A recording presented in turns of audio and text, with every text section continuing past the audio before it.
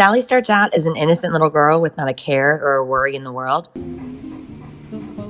Mommy, look! Daddy got me a doggy! But it doesn't last very long, and we know children are much more observant than they typically let on. What do you think you're doing? Nothing. Get over here. Go ahead. I'm sorry I broke your suitcase. I just didn't want you to go. But even before the separation, there was the tension and the business trips. I'm going to tell you something. Your father and I are having a disagreement. And he went away. But I promise everything's going to be okay.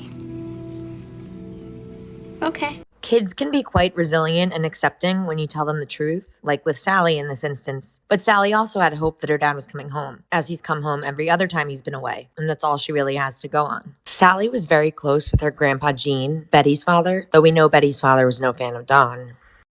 Of tranquility and opulence. Good night, Grandpa Gene. Related to Eugene Hofstadt? Yes, I am. What is it? We regret to inform you that he passed away. Oh, God. Oh, no! Why are you laughing? Sally, sweetheart. We weren't laughing, honey. I heard you. I heard you laughing. How can you be sitting there like nothing's happening? Like he's not gone. He was here, now he's not here. He's gone forever and nobody even knows that. Stop it. He's dead. He's dead and he's never coming back. And nobody cares. She was still grappling with the fact that her grandpa wasn't there anymore, and she felt like everyone just forgot about him right after he died. And now they're bringing home a new baby and calling him Gene. It's like making grandpa disappear even more, like he never existed. Or that he's back as a ghost, and that's scary too. Did she go to the funeral? Why would we put her through that? I don't think children belong in graveyards. Realized why she was asking all those questions about Medgraver's murder. She's grieving.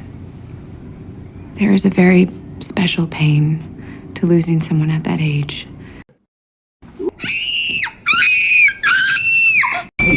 Grandpa Gene, he's not supposed to be here anymore. He's not.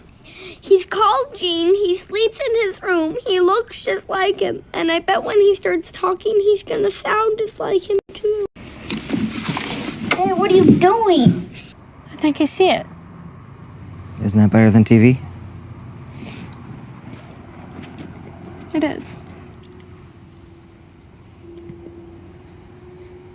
But I don't want you running around just kissing boys. I wasn't. And you don't kiss boys, boys kiss you. But in terms of kisses, Sally preferred to kiss the boy rather than the other way around.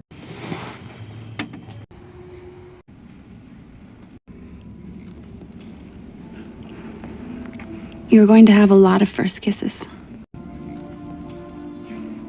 It's where you go from being a stranger to knowing someone.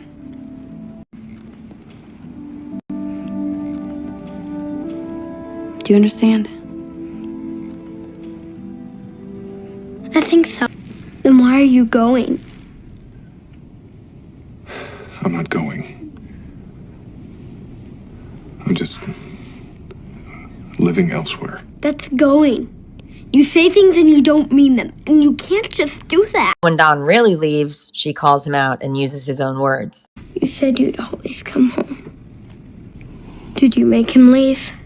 You made him sleep in Gene's room, and it's scary in there. Not surprisingly, as Sally gets older, she tries to make sense of her new family dynamics and isn't quite satisfied with the custody arrangements as they stand. It breaks my heart when Megan tells her everything is going to be okay, and she says, no, it's not. Come on. No! No! You want me to carry you out of here? I'm not going. I'm not leaving. I hate it there.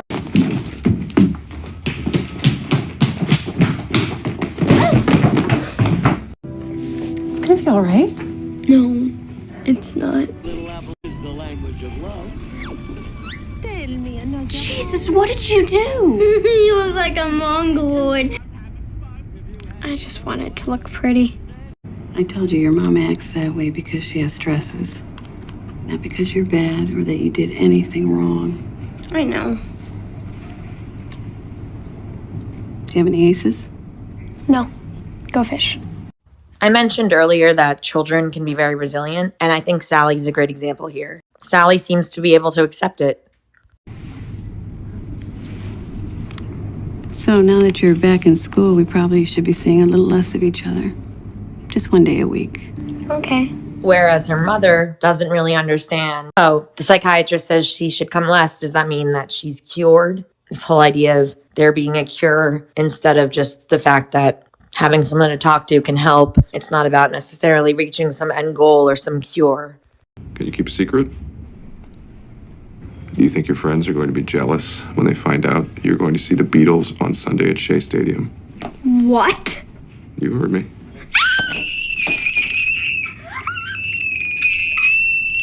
Hello? Later on, she finds her father cheating on Megan with a woman named Sylvia, who lives in the same building with her husband and son. Sally may have pictured her father with various women over the years, but seeing it up close like that, again, while he's married to another woman, is a whole other level of disturbing for Sally and erodes any remaining trust she may have had for her dad. It's after finding her dad with another woman that Sally wants to go to boarding school, but then she ends up getting into some trouble there too.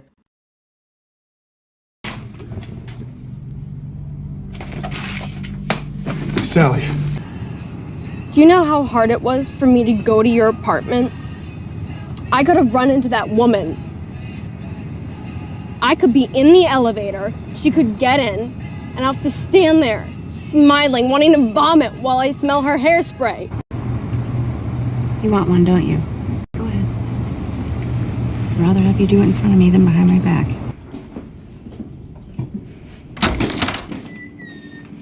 What do you think you're doing? I'm sure your father's giving you a beer. My father's never given me anything. Hello. I just got off the phone with Miss Porter's. Sally's been suspended. What did she do? She bought beer using the name Beth Francis with a false ID she'd made.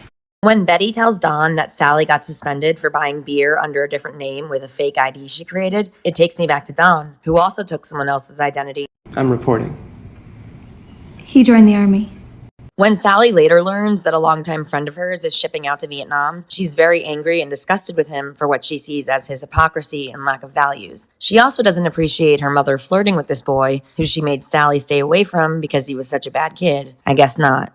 Glen saying he's shipping off to Vietnam shocks Sally. I mean, who is this guy? It's almost like he's a stranger or someone with a new identity. And he's shipping off to war, which is ironically where her father did find his other identity, literally.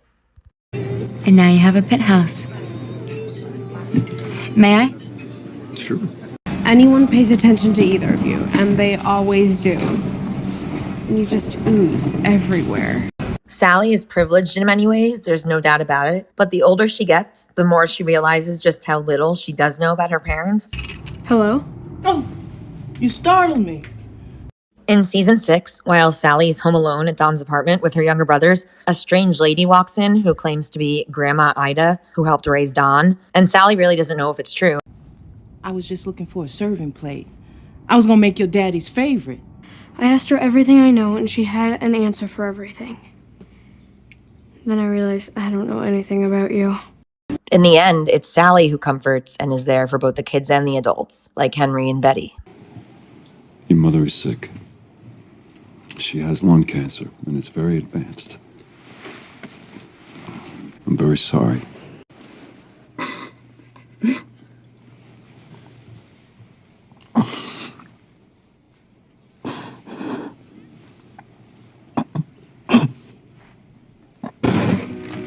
Come over here.